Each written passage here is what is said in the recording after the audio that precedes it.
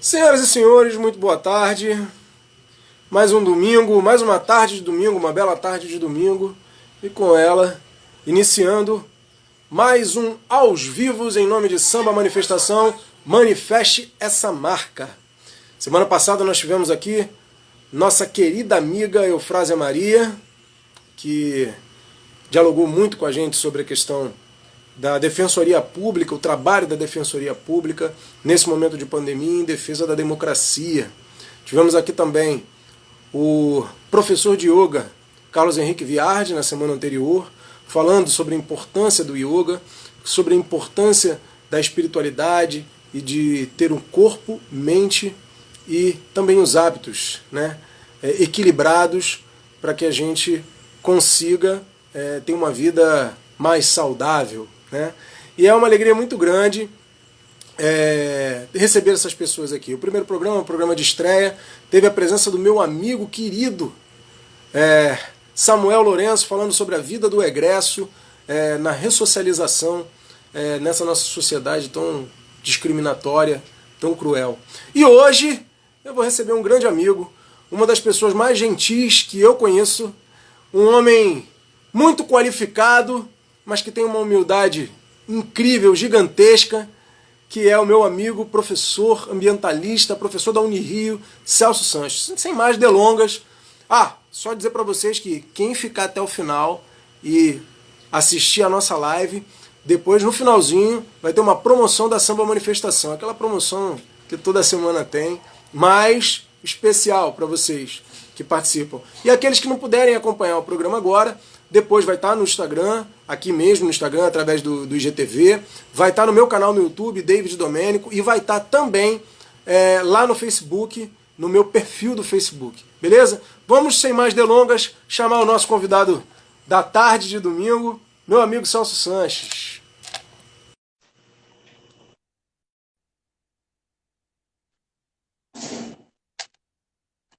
Espera aí só um instantinho. Novamente.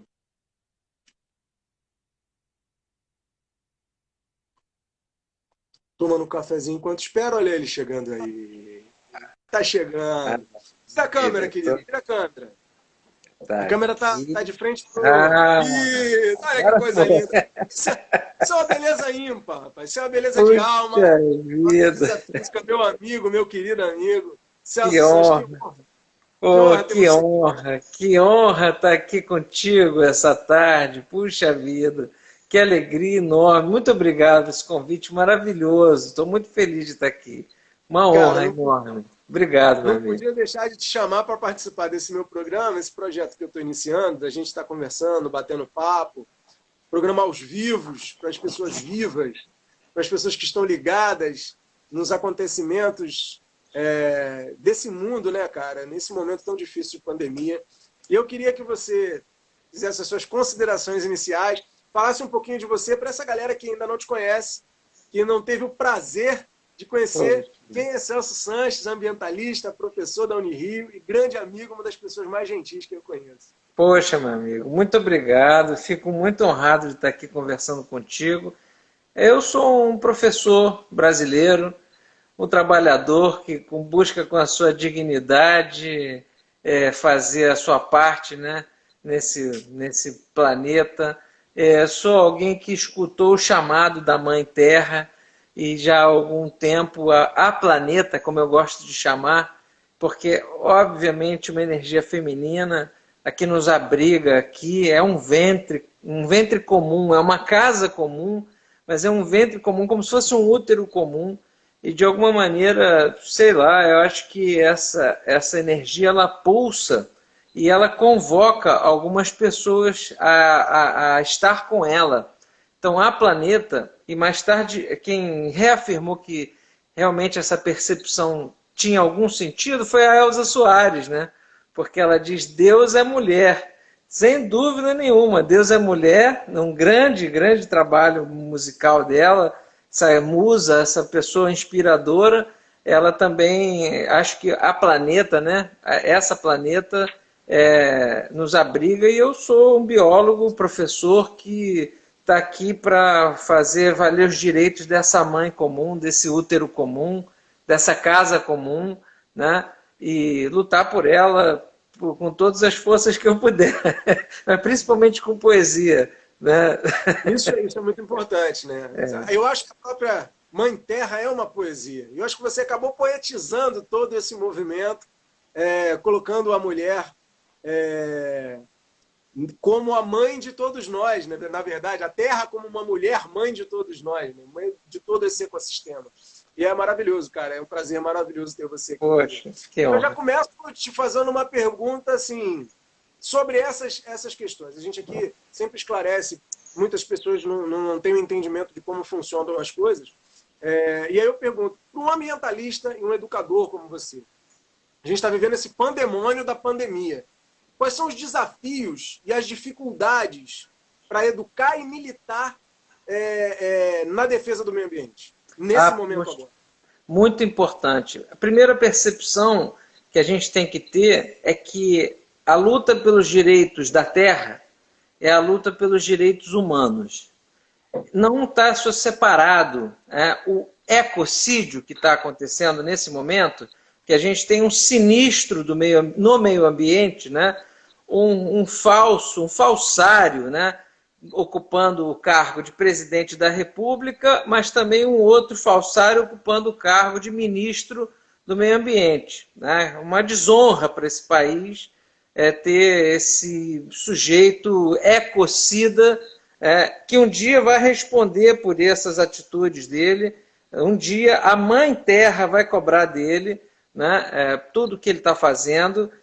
Então, antes de mais nada, a dificuldade é tirar da nossa garganta esse grito fora Bolsonaro. Tem que ter esse grito sacado da gente e perceber que assim, não há como dissociar a luta em defesa do meio ambiente contra o ecocídio dos genocídios que sempre existiram e estão em curso nesse momento. Então, a gente tem que falar em ecogenocídio. O tempo inteiro, ecogenocídio. Eu tive a oportunidade de conversar com a Thelma Mello, militante de direitos humanos lá em Brasília, companheira importante lá da luta pelos direitos humanos lá de Brasília, sobre o ecogenocídio, coisa de 15 dias atrás, também pelo Instagram. E foi muito importante esse papo, pelo menos para mim, porque ali a gente pôde conversar um pouco sobre como no Brasil essa relação entre a morte da natureza está diretamente associada à morte dos povos da natureza. E aí não estou falando só de indígenas, não. Sabe, David, nós temos nesse país, nesse momento, 305 povos indígenas, falando 274 línguas diferentes. É uma das maiores sociodiversidades do mundo. É uma beleza. Isso devia ser motivo de muito orgulho para a gente, chamar esses irmãos e irmãs de brasileiros e brasileiras, porque eles são povos que constituíram essa terra que eles chamavam de Pindorama. Lá os panamenhos, o povo Cuna, lá do Panamá, chama de Abya-Yala, todo esse continente. Os nossos ancestrais chamavam toda essa terra de Pindorama. Pindó é a palmeira, a terra das palmeiras. Até hoje essa palavra é usada no Guarani, né, o Pindó. Então você vê, cara, a gente tem um país com uma sociodiversidade impressionante. Detalhe, eram, segundo a conta do Darcy Ribeiro, cerca de 5.000 etnias. Sobreviveram ao genocídio, ao ecogenocídio, porque junto com a destruição desses povos foram mortos conhecimentos, ecossistemas, né, e pessoas. Né?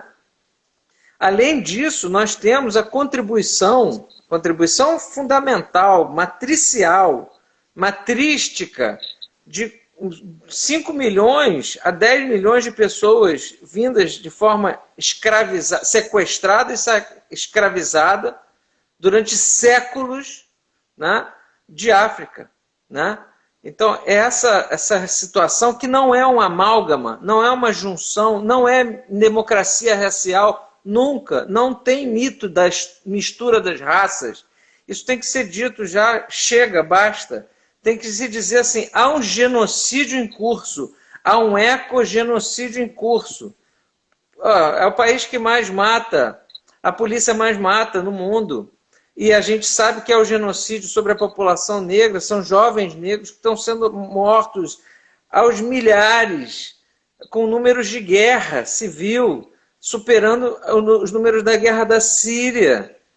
Isso tem tudo a ver com a luta do meio ambiente, absolutamente tudo a ver. A gente não pode descolar esta luta antirracista, por isso que a gente tem que falar de uma educação ambiental antirracista, entendendo que essa luta contra o ecogenocídio que começou há 500 anos está em curso. A gente tem que fazer essas caravelas pararem de chegar nas nossas praias. Porque, como diz o rap, né?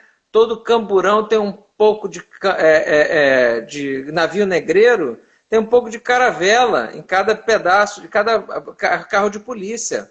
Acho que foi o MV Bill que disse isso, se não me engano, não lembro que rapper fez, mas isso está numa música de um rapper. É isso aí, é verdade. E isso tem que ser denunciado, e essa luta tem que ser conjunta, né? Está na hora da gente juntar essas lutas. É essa perspectiva que é da nossa linha do pensamento aqui da defesa do meio ambiente, né?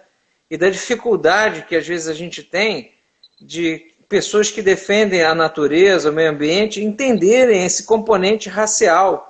Racializar a luta do meio ambiente é fundamental, fundamental. Né? E no movimento negro, já há muito tempo se sabe, desde Abdias Nascimento, talvez até antes dele, que a componente ambiental faz parte da luta do direito pela terra, né? Pelo direito a ser e existir do povo negro, tal como a sua expressão plena, né? De direito de existência.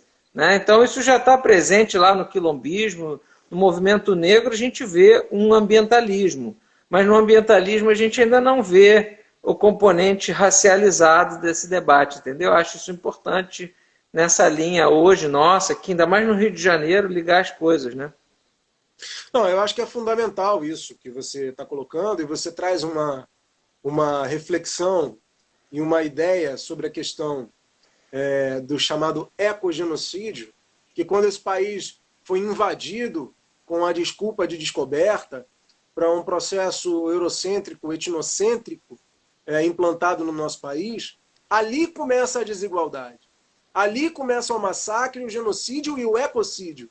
A ocupação das terras que eram terras preservadas pelos índios nesse país, né? Que eram terras cuidadas pelos índios. Por isso a importância da valorização da cultura indígena e da presença da matriz indígena na terra brasileira. Eu acho que isso é fundamental. E quando a gente diz, no próprio Samba da Mangueira, desde 1500, tem mais invasão do que descobrimento, tem sangue retinto pisado atrás do herói emoldurado. Então, esses heróis emoldurados que são pregados até hoje, e hoje tem um sentado na presidência da República. E eu acho que esse esclarecimento que você traz a realidade de termos um herói emoldurado plantado por esses que fazem e reproduzem o discurso da classe dominante, que vem dominando esse país. É a classe dominante mesmo. Por quê? Porque domina o povo que aqui habita e constrói as riquezas, que preserva, que constrói inclusive a economia desse país. Eu acho que é muito importante isso.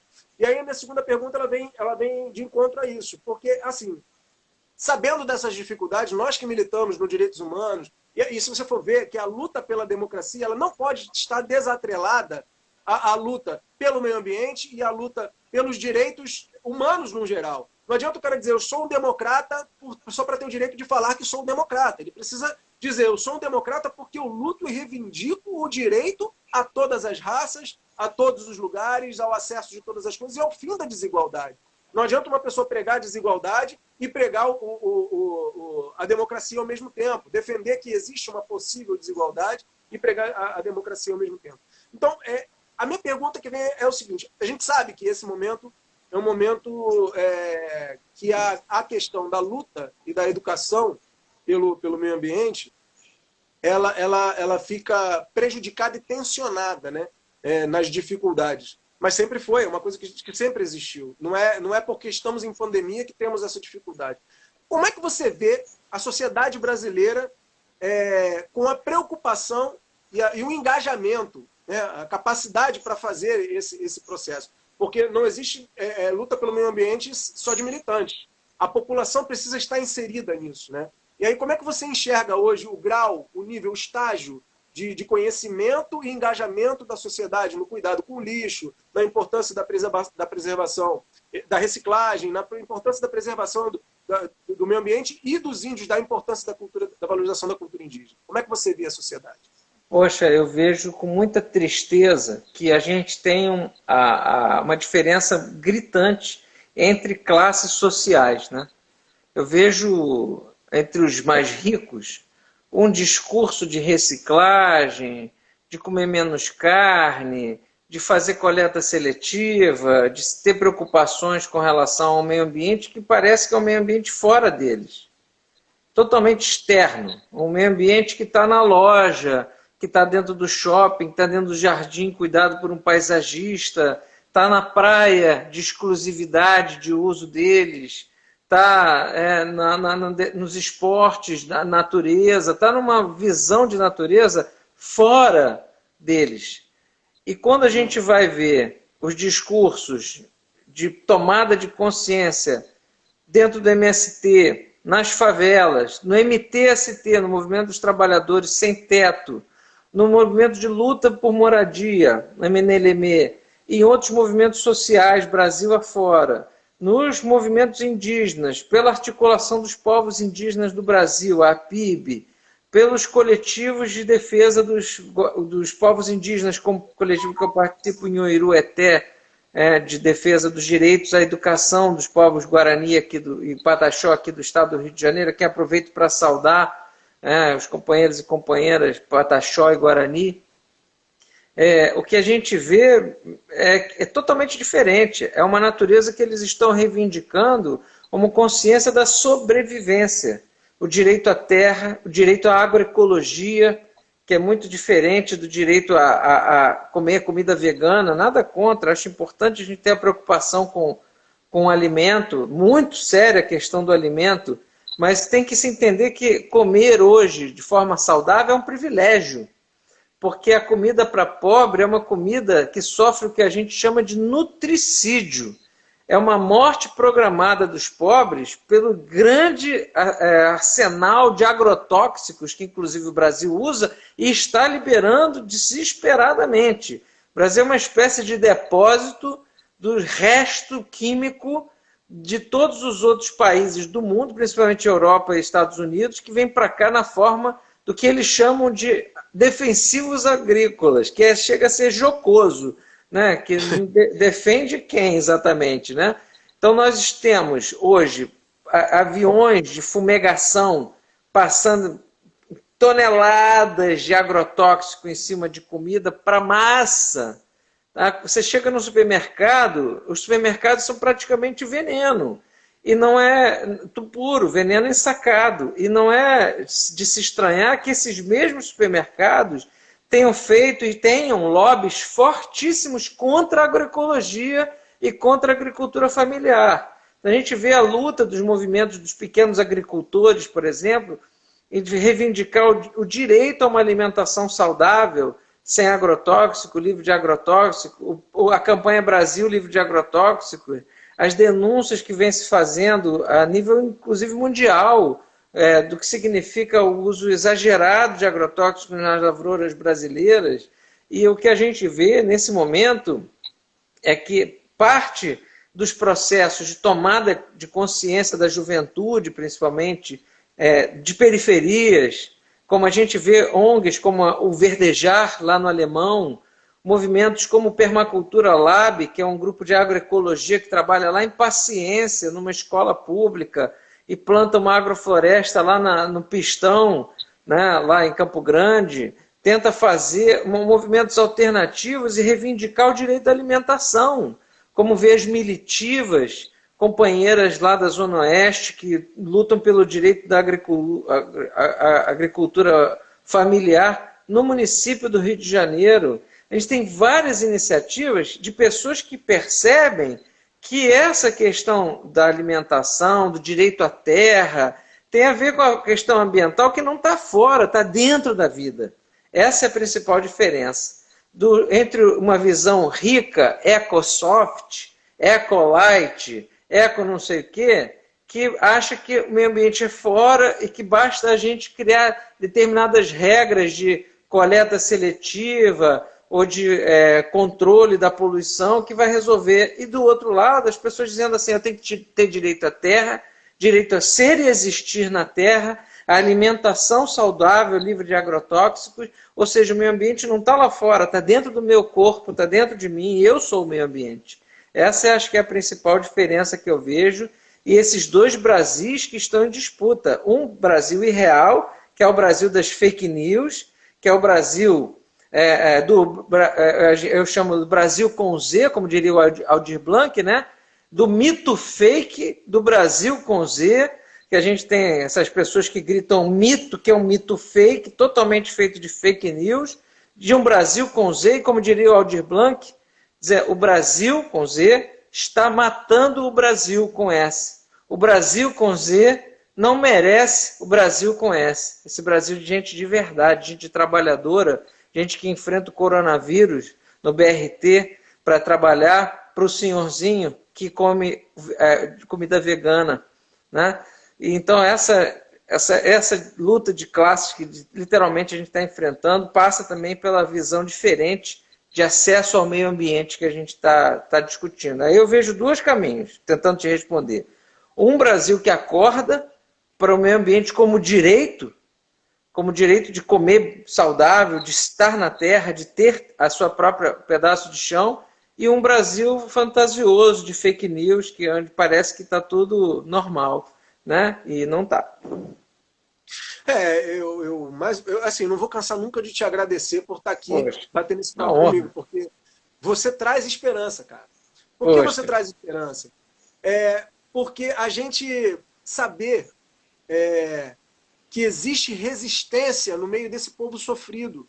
Né? Você está falando de uma escola pública em Paciência, você está falando de projetos no Complexo do Alemão, você está falando de gente que luta, de gente que não desiste mesmo com todos esses percalços que acontecem. Sim. E você está falando de uma das coisas que eu costumo falar em todos os lugares por onde eu passo, que são os dois grandes problemas do Brasil. E o Brasil é uma grande fake news, de fato, porque nós vivemos num país dos sonhos para os liberais. Né? Para os liberais acumularem riqueza e manterem os privilégios de quem sempre teve privilégios nesse país. E os dois grandes problemas desse país, no meu entendimento, um é a desigualdade, dois é a falta de consciência de classe. Num país onde o processo de educação é deseducar o povo através das fake news, através do domínio de uma mídia que tem acesso à casa das pessoas, uma mídia elitista, uma mídia controlada por meia dúzia de pessoas, meia dúzia de famílias, isso de fato prejudica qualquer luta classista nesse país, e a consciência é uma função de quem milita levar a consciência ao povo que sofre e que é a maioria de fato. Né? Então eu acho que a transformação ela não vai vir através minha, de você, tão somente, mas do empoderamento popular, no conhecimento dos seus direitos e no poder que tem na mão de fazer a transformação. A revolução ela não vem através de armas, ela vem através da educação e da consciência de classe. E aí eu pergunto, assim, uma pergunta que eu faço dentro esse assunto, que é o seguinte: você acha que os movimentos organizados, que são mais ligados à esquerda, porque eu acho que o direito à vida, a reivindicação pelo direito não deveria ser inerente única e exclusivamente à esquerda, mas deveria ser inerente a todos que sofrem. Sim. Né? Porque nós temos uma direita pobre no Brasil, pobres de direita no Brasil, então que reivindica os seus direitos também. Mas a questão, você vê hoje os movimentos organizados defendendo interesses em conjunto ou defendendo, porque eu acho que esse é um dos grandes problemas que nós vivemos. Cada um defende o seu lado. O movimento sindical defende os interesses de categorias sem entender a amplitude do processo. Se eu defender o direito ao salário, mas eu não defendo o direito à terra, o direito à dignidade do povo indígena, o direito à dignidade do povo negro, não adianta eu defender salário, porque eu só estou alimentando o ciclo capitalista que alimenta a desigualdade no país. Essa é a questão. Nós, por exemplo, eu falo como funcionário dos Correios, e você também é um servidor, a gente sabe como é que funcionam as coisas. Nós defendemos o nosso plano de saúde, eu falo como categoria, não eu e você especificamente, mas nós defendemos o nosso plano de saúde não com o mesmo ímpeto que deveríamos defender a saúde pública para todas as pessoas, inclusive para quem não está empregado, para quem está desempregado.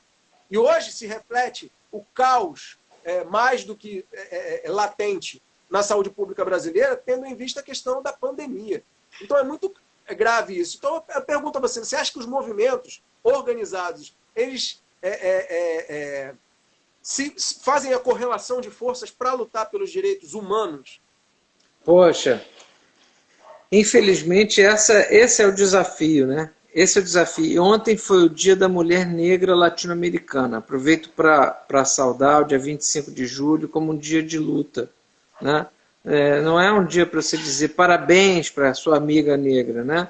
É um dia para dizer obrigado pela sua luta, pela sua vida, pela sua existência.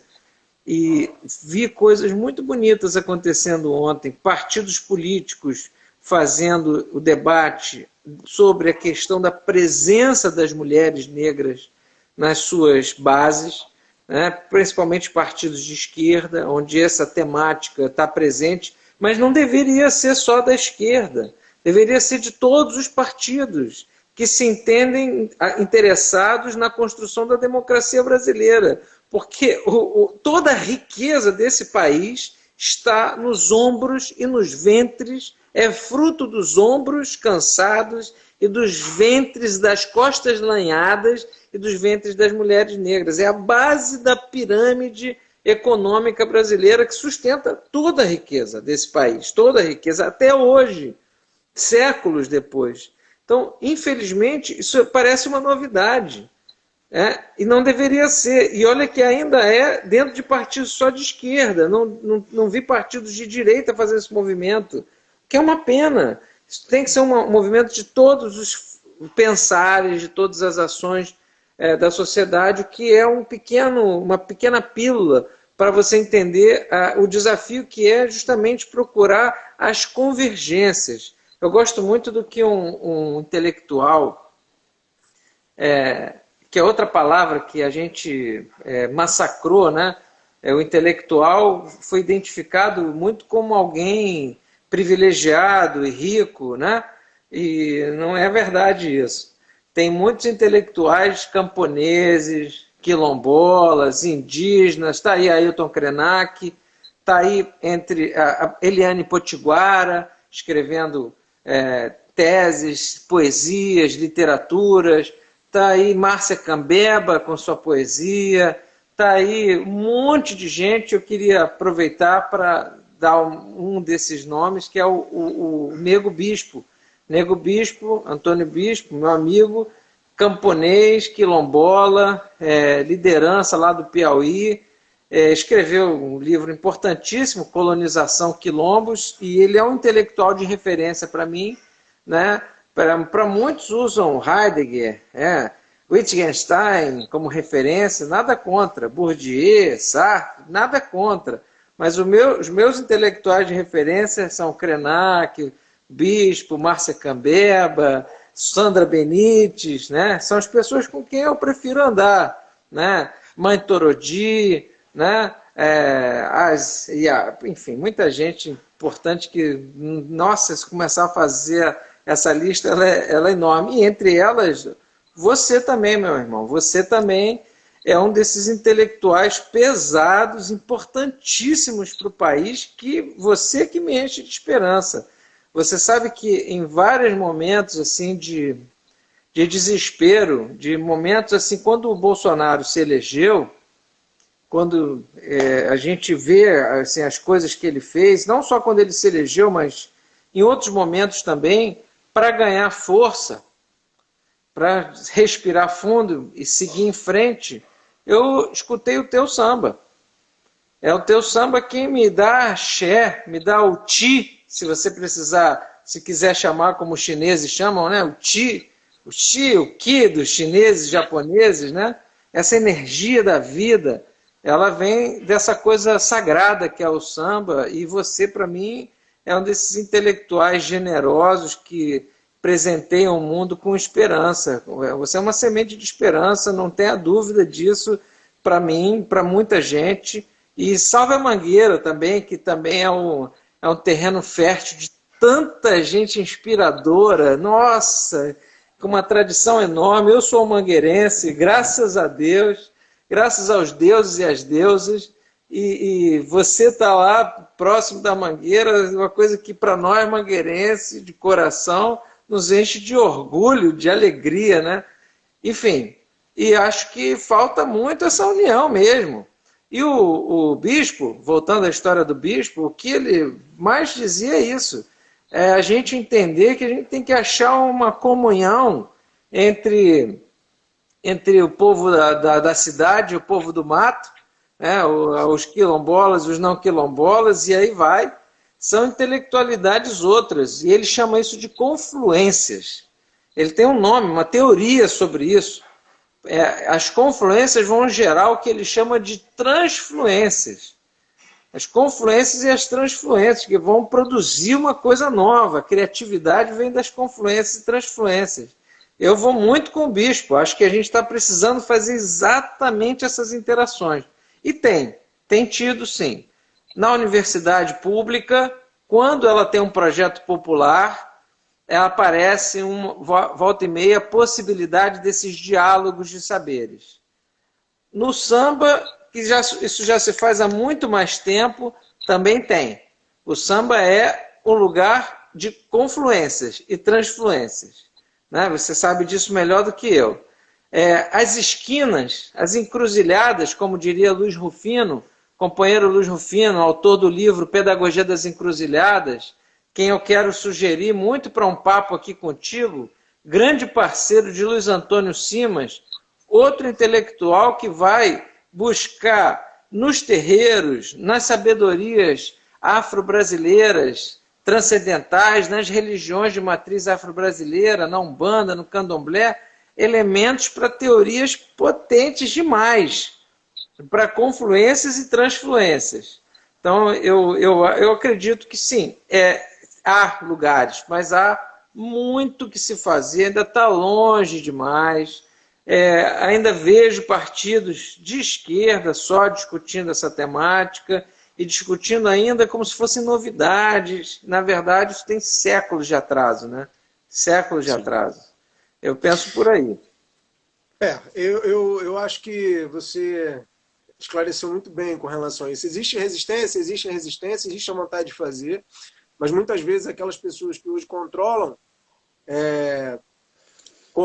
os partidos, né, ou as organizações de esquerda, sobretudo as de esquerda, elas estão muito mais preocupadas no reformismo do sistema, em fazer parte dessa suposta reformulação do sistema, que é um sistema autoimune, muito difícil de se revolucionar e se transformar por dentro, sem o empoderamento popular, sem o apoio das pessoas, do que efetivamente aglutinar essas minorias, teóricas minorias, que são as maiorias, se tornam minorias por discutirem e debaterem em separado.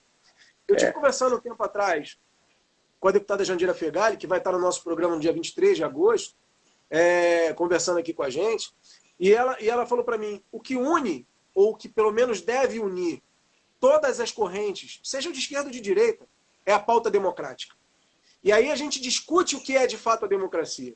Como se falar em democracia se nós não falamos sobre o direito à terra, sobre o direito ao respeito ao meio ambiente, sobre o direito do índio, o direito dos trabalhadores? Não é só o direito a se aposentar ou o direito a ter um emprego no qual você se relacione bem com o patrão. É importante?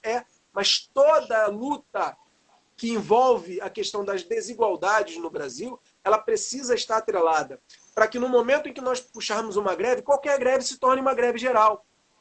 Por quê? Porque não adianta o Correio fazer uma greve e a Eletrobras fazer uma greve contra a privatização, né? Se depois, quando os índios estiverem fazendo uma manifestação pelo direito à aldeia Maracanã, esses trabalhadores não estiverem lá para lutar com eles.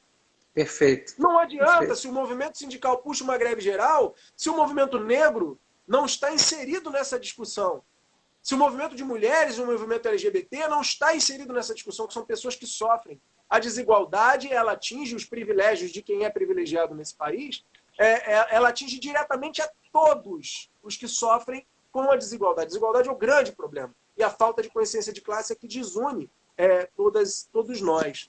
E aí eu pergunto a você, existe alguma política, ou já existiu alguma política pública, uma política de Estado séria, estou falando uma política séria, um projeto sério de política pública em defesa do meio ambiente, da preservação das matas, a preservação do ecossistema, a educação no cuidado com o lixo, a educação de saber, para fazer com que a população tenha o engajamento natural, né, pela preservação do meio ambiente. Existiu isso em algum momento? Existe agora?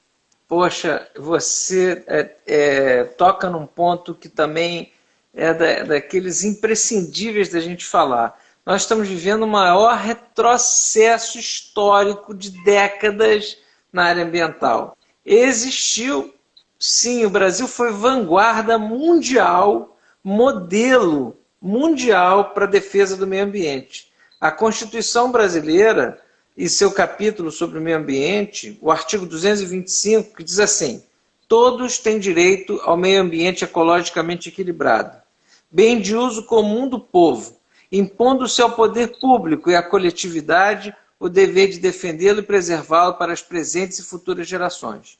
Artigo 225 da nossa Constituição. É bom citar o artigo para esses fascistas, agrofascistas, né, do agrobusiness, né, os ecocidas como o Salles, saibam que a gente conhece a legislação. Eu estou doido para encarar um filho da mãe desse aqui numa situação mais oficial, porque eles precisam saber que eles têm adversários aqui que não vão deixar isso barato. E o principal juiz deles não é um tribunal qualquer, é a própria mãe terra, a própria mãe natureza. A própria planeta vai cobrar deles. Pode ter certeza disso. E com isso eu não estou dizendo que um raio vai cair na cabeça deles, não, que isso é pouco.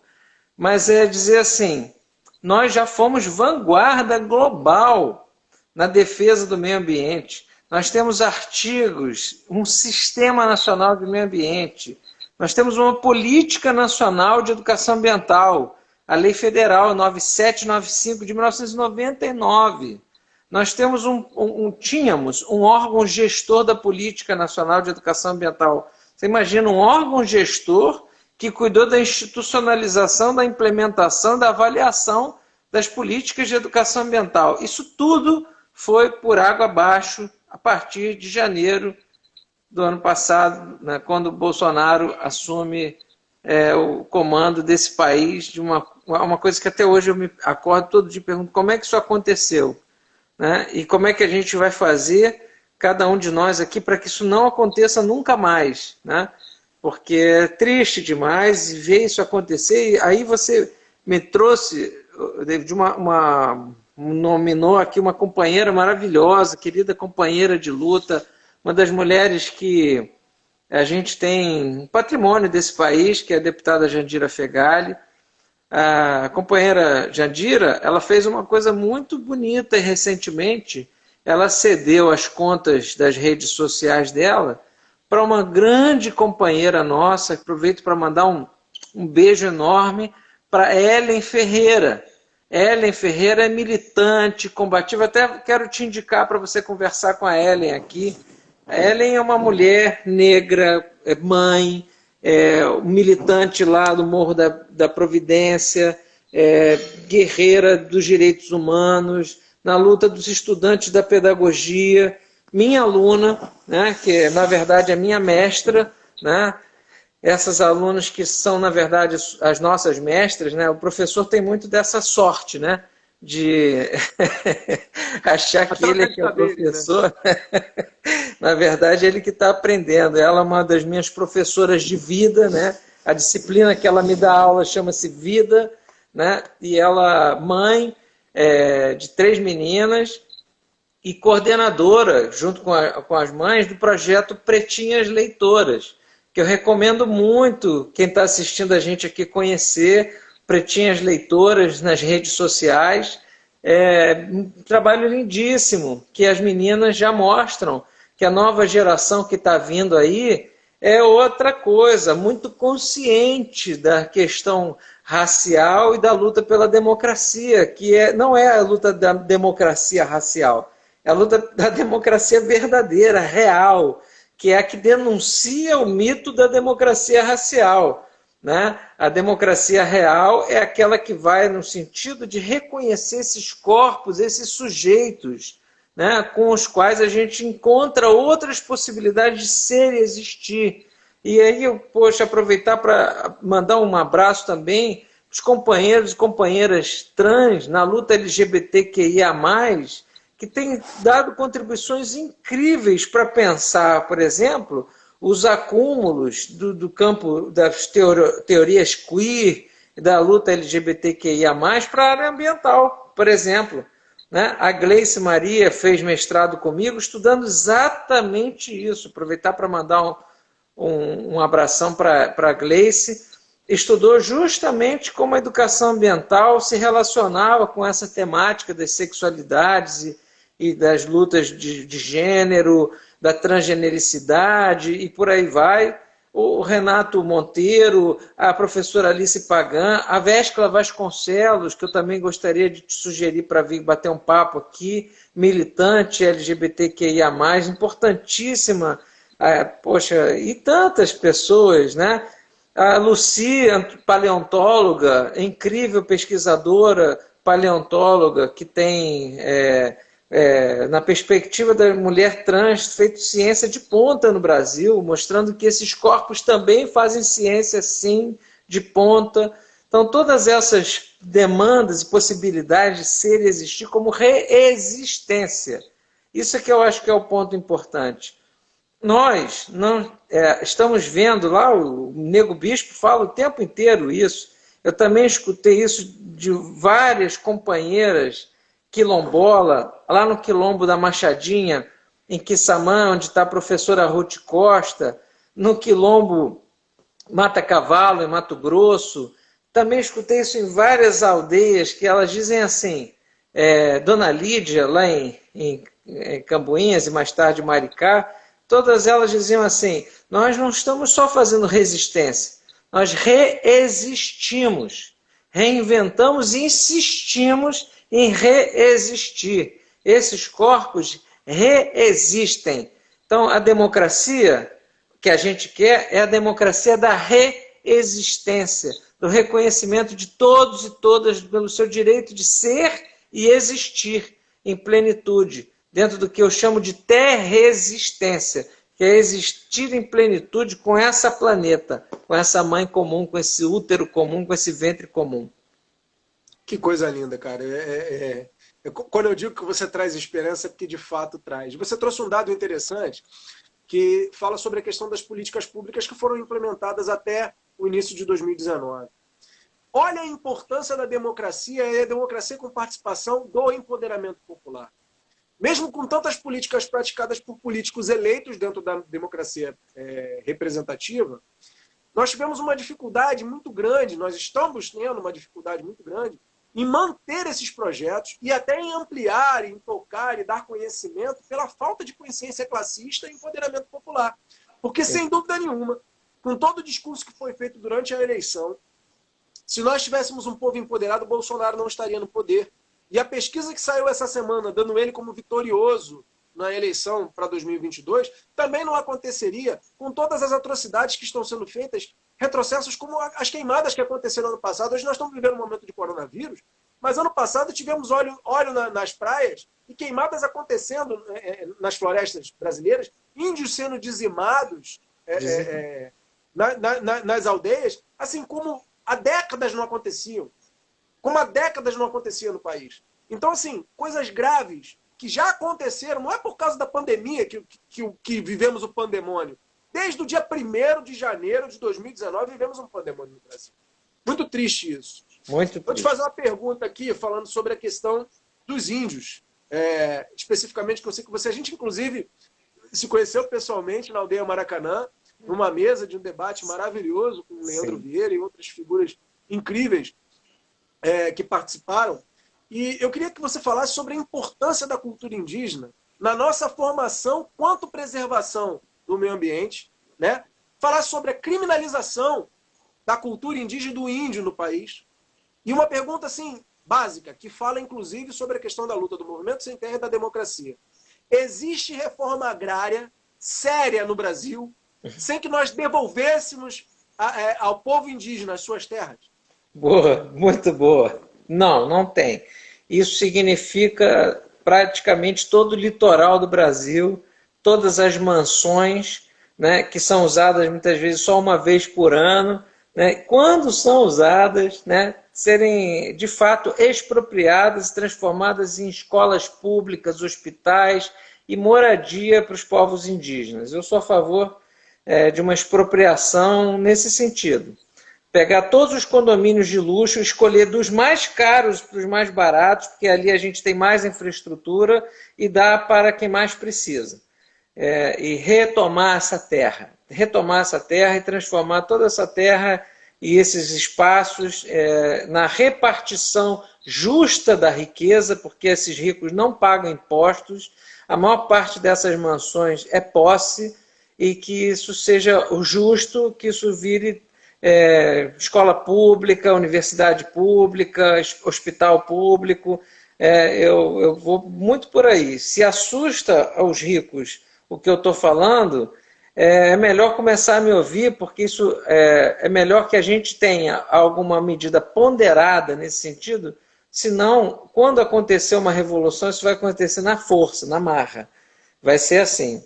Mas aproveitar para dizer que não é nem o que eu estou chamando aqui que vai haver uma revolução, o que eu estou chamando de revolução. A revolução está em curso, ela está para acontecer, ela vai acontecer. Então não é para assustar ninguém, não, é só para preparar, assim como a gente sabia que ia vir uma pandemia, e já aproveitar para anunciar outras virão, e perceber que a pandemia ela é muito democrática no sentido do impacto que biologicamente o vírus faz no corpo. O vírus é democrático, o vírus mata ricos e pobres, isso é um fato. A gente viu muita gente rica morrendo de Covid, né? No entanto, o efeito da pandemia é profundamente injusto e desigual. Existe o que a gente chama de injustiça pandêmica. E eu escrevi um livrinho, junto com a professora Michele Sato e o grupo dela, o GPEA, o Grupo Pesquisador em Educação Ambiental e Arte, da Universidade Federal do Mato Grosso. Está disponível para download, depois eu posso te passar, você passar para as tuas redes, chama-se Os Condenados da Pandemia. Nós escrevemos 2 livrinhos. Vírus, o simulacro de vida, explicando o que é esse vírus e a questão da injustiça pandêmica, e depois Os Condenados da Pandemia, mostrando como era a virulência do vírus é desigual entre ricos e pobres, entre ciganos, idosos, imigrantes, entre esses imigrantes que muitas vezes não têm nenhuma acolhida do governo brasileiro atualmente, como imigrantes africanos, que nos enriquecem culturalmente. Aproveito para saudar meu amigo Henri, do Senegal, e na figura dele cumprimentar toda a comunidade senegalesa no Rio de Janeiro, que amigos queridos demais, que eu acho muita gratidão de ter encontrado na vida, os amigos congoleses, né, como o Suleiman, o Zio, que é de Burkina Faso, tantos irmãos e irmãs, a Fanny do Benin, que enriqueceram o Rio de Janeiro com as culturas trazidas dos seus países africanos, né? E tem insistido em dizer, olha, a África não é um país, não, é um continente. Tamanha a nossa ignorância, né? E que muitas das vezes não percebe, inclusive, esses imigrantes sem nenhuma assistência, inclusive dificuldade para acessar o SUS. Entende? Essa desigualdade da virulência do vírus e da pandemia é o que a gente chama de injustiça pandêmica. Nos obriga a olhar para esses setores, olhar para os indígenas, ver o massacre que eles estão vivendo hoje. Naquele dia da Aldeia Maracanã, promovido pela querida Patrícia Pagu, tem que mandar um beijo para ela. Patrícia, um beijo. Patrícia é uma pessoa das mais especiais do mundo. Patrícia coordena a escola de rua. Nossa, pessoas... Nossa, um ser humano iluminado, né? Uma pessoa iluminada, imprescindível para esse momento. Lá estava a Cecília Santos, também psicóloga, militante, né, do movimento negro também. Perceber que hoje o que a gente está vendo é essa injustiça pandêmica pesar muito fortemente sobre os indígenas do nosso país. Para dar exemplos, aqui do Rio de Janeiro, nós aqui temos 2 povos aldeados, os Guarani e os Pataxó. E os Guarani, na aldeia de Sapucaia, aqui em Angra dos Reis, nós temos cerca de 700 pessoas, mais de 90 contaminados, e há cerca de 3 dias a Covid levou o nosso amigo, nosso cacique, cacique Domingos, meu amigo, pessoa, nossa, que está já fazendo saudade aqui para gente, uma pessoa que fez uma passagem dolorida e que teve que lutar, teve que ter luta para ele poder ser enterrado na aldeia de acordo com os rituais Guarani. Então não é simples, não é fácil. Nesse momento, inclusive, se alguém aqui que está assistindo a gente quiser entrar na rede de solidariedade, na rede de apoio aos Guarani aqui de Angra dos Reis e Paraty, pode fazer contato depois com a gente, viu, Domênico? Faz a ponte, porque a gente tem um grupo de apoio aqui, obviamente também está atento aqui através da Sucena e do irmão Leonardo, cacique lá de Iriri, dos Pataxó, a qualquer demanda que eles tenham, eles estão fazendo rifas, vendendo rifas de seus objetos de artesanato, porque grande parte da sua renda vem do artesanato, do turismo, e nesse momento estão se virando como podem. Não está fácil.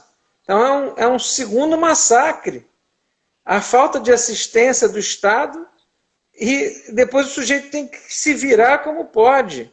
E ao mesmo tempo que a gente vê, nesse momento, aldeias Kaiowá sendo invadidas no Mato Grosso do Sul, ataques, nesse momento, a várias aldeias, em Yanomami, obrigando a gente a uma campanha internacional de parem de invadir com garimpos ilegais, estimulados por um governo, por um discurso fascista, quase que oficial, né, de um presidente totalmente irresponsável no que fala publicamente em relação às questões indígenas e outras todas, né, estimulando as pessoas a irem para lá com as fiscalizações, IBAMA, FUNAI totalmente sucateada, IBAMA impedido, inclusive esse é um motivo de denúncia na Justiça, né, denúncias de procuradores do Ministério Público contra o ministro, que perseguiu, está lá a denúncia de perseguir e processar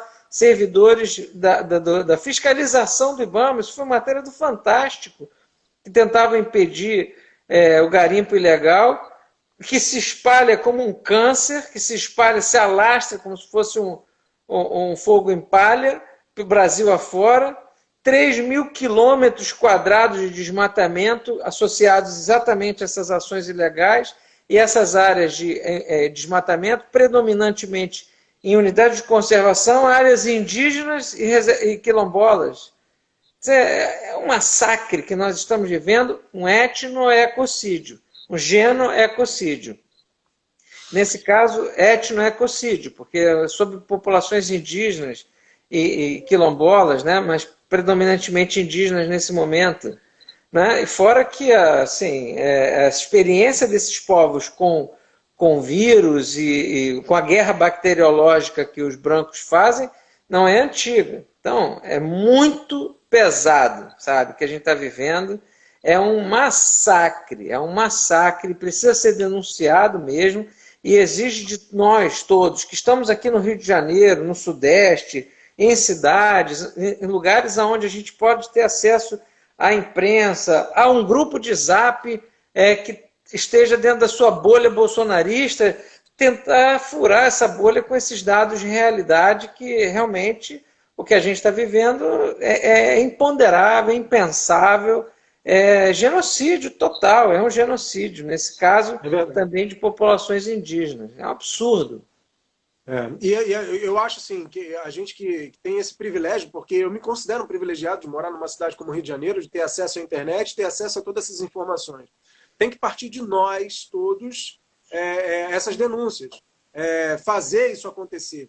Eu costumo dizer que o ser humano que é militante precisa fazer pela luta pela democracia em defesa da vida e dos direitos humanos de todos nós é o seguinte: quantas vidas eu consigo salvar com o meu privilégio além da minha? Isso é uma reflexão importante que a gente precisa fazer. Perfeito. Celso, eu quero te agradecer assim, profundamente, cara, por você estar aqui. Você sabe que na minha casa eu tenho 2 fãs seus, né? Além de mim, sou o terceiro. Um é o Marcelo Rocha, que tá doido para ser seu orientando. Né? Que legal. E a Renata Paula, que é a minha mulher, que é sua fã incondicional. Ela tem um carinho absurdo por você. E, tipo, nesse pandemônio todo, nós temos um ser humano tão consciente, de tanta luta, e que esse doce de pessoa que é você, cara, que mantém essa tranquilidade. E a Renata falou assim, faz uma pergunta pro Celso para mim. Eu falei, faço, qual? Pergunta a ele qual é o chazinho que ele toma, o que ele bota na comida, qual é o santo que baixa ali, que ele fica, né, sem desse jeito. Conta esse segredo pra gente e aproveita para as suas considerações finais, meu irmão. Obrigado, meu irmão, muito obrigado. Eu acho que Ih, deu uma travadinha. Vai voltar, vai voltar. Ih, virou. Só revirar. Eu caí? Não, só deu uma caidinha, mas já voltou.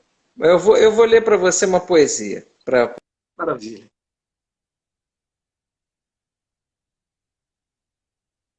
Tá caindo ali. No finalzinho.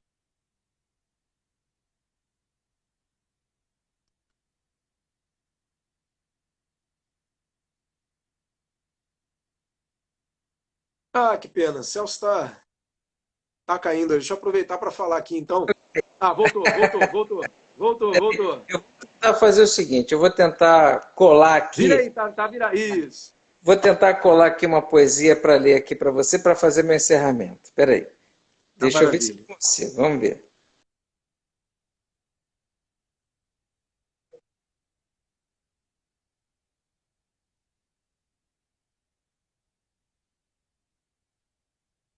Vai, agora vira de novo a câmera. Ver se eu consigo aqui. Eu estou aprendendo essas tecnologias, mas eu não sei se eu vou conseguir, não. Acho que não vou conseguir. Depois eu te mando. Ah, talvez eu consiga, sim. Peraí. Acho que sim. Peraí, que essas malandragens de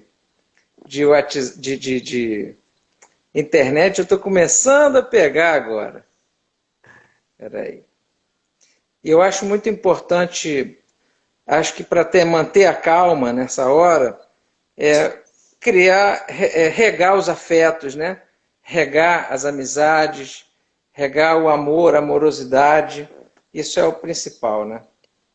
É isso. Assim, na Guerra dos Mundos, peraí que eu vou tentar ler aqui desse jeito aqui. Vamos ver se eu consigo. Se não der, paciência, eu vou... Não, vai tentando. Deixa eu só falar o seguinte aqui rapidinho, só antes. Dizer que quem entrar lá na página da Samba Manifestação e comprar uma camisa, comprar qualquer camisa escrito aos vivos, com o cupom aos vivos, ganha outra camisa. Vai aí que vai desligar já, que é 1 horinha só. Pode falar.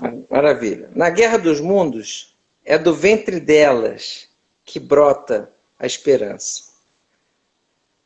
Nas mãos dadas carrega-se água para regar as sementes desse futuro presente. No afeto ativam-se as memórias desse passado ancestral, feito de tantas esperanças já plantadas. Eu sou porque somos, nessa ubuntu poesia da terra-humanidade sincera que me faz brotar o teu olhar. Intersou, eu e você, intersomos na conexão planetária. Salve nossa mãe, planeta Terra, alma integrada, da qual eu, teu filho, em oração, agradeço no dia a dia a esperança em mim plantada. É isso, meu irmão. Avante! Querido, um beijo para você. Muito obrigado. Tamo junto nessa luta. Muito obrigado. Semana que vem estamos de volta. Valeu. Beijo, querido.